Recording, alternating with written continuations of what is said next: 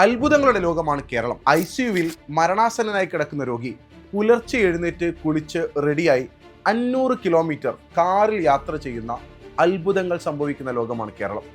സ്വന്തം നാട്ടിലെ മെഡിക്കൽ കോളേജിൽ ചികിത്സിക്കാൻ പോലും സൗകര്യമില്ല എന്ന് പറഞ്ഞ് ഓടിപ്പോകുന്ന ആരോഗ്യമന്ത്രി.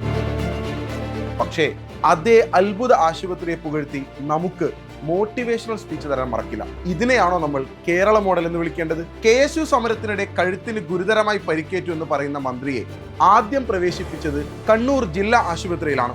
5.5 മണിക്കൂർ അവിടെ കിടത്തിയിട്ടും പരിക്കെന്താണെന്ന് കണ്ടുപിടിക്കാൻ കഴിഞ്ഞില്ലെന്ന് മാത്രമല്ല, ഒരു MRI സ്കാനിംഗ് മെഷീൻ പോലും അവിടെ ഉണ്ടായിരുന്നില്ലത്രേ. ഒടുവിൽ മന്ത്രിയെ പരിയാരം മെഡിക്കൽ കോളേജിലേക്ക് മാറ്റി. അവിടെ ചികിത്സയിലായിരുന്ന മന്ത്രിയെക്കുറിച്ച് മെഡിക്കൽ ബോർഡ് പുറത്തുവിട്ട മെഡിക്കൽ ബുള്ളറ്റിൻ പറയുന്നത് ശ്രദ്ധിക്കുക.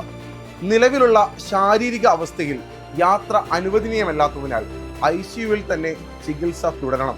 അതായത് യാത്ര ചെയ്യാൻ പോലും പറ്റാത്തത്ര ഗുരുതരമായ അവസ്ഥ. പക്ഷേ കഥ മാറുന്നത് പുലർച്ചെ 4 മണിക്കാണ്.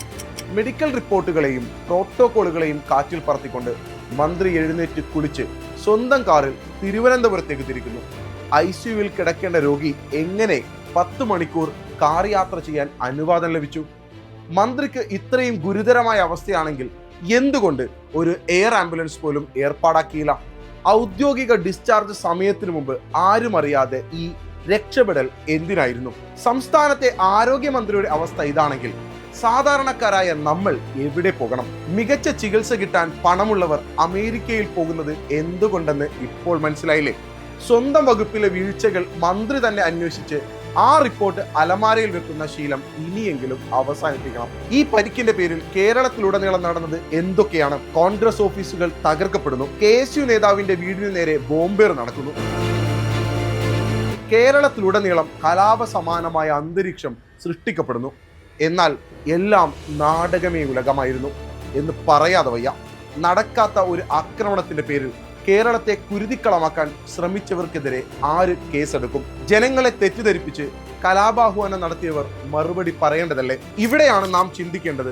പാവപ്പെട്ടവൻ സർക്കാർ ആശുപത്രിയുടെ വരാന്തയിൽ ഒരു സ്ട്രെച്ചറിനായി മണിക്കൂറുകൾ കാത്തുകിടക്കുമ്പോൾ, ആംബുലൻസ് കിട്ടാതെ രോഗി മരിക്കുമ്പോൾ, വയറ്റിൽ ഡോക്ടർ കത്രികകൾ മറന്നു വെക്കുമ്പോൾ, ഇവിടെ ഒരു മന്ത്രി ICUവിൽ നിന്ന് പുലർച്ചെ അത്ഭുത രോഗശാന്തി നേടി നാടുവിടുകയാണ്.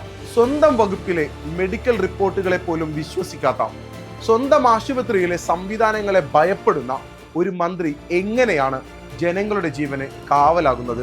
ഈ കഴുത്തുളുക്കൽ നാടകത്തിന്റെ പേരിൽ തകർക്കപ്പെട്ട ഓഫീസുകൾക്കും എറിയപ്പെട്ട ബോംബുകൾക്കും തെരുവിലിട്ട് തല്ലിച്ചതച്ചവർക്കും ആര് സമാധാനം പറയും? നാടകം കളിക്കുന്നത് ഭരണകൂടമാണെങ്കിൽ ഇരയാക്കപ്പെടുന്നത് കേരളത്തിലെ സാധാരണ ജനങ്ങളാണ്.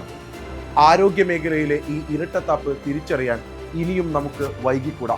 കാരണം ഇവിടെ ചോദ്യം ചെയ്യപ്പെടുന്നത് വെറുമൊരു പരിക്കല്ല, മറിച്ച് ഈ നാടിൻ്റെ നീതിബോധവും വഞ്ചിക്കപ്പെടുന്ന ജനതയുടെ ആത്മാഭിമാനവുമാണ്.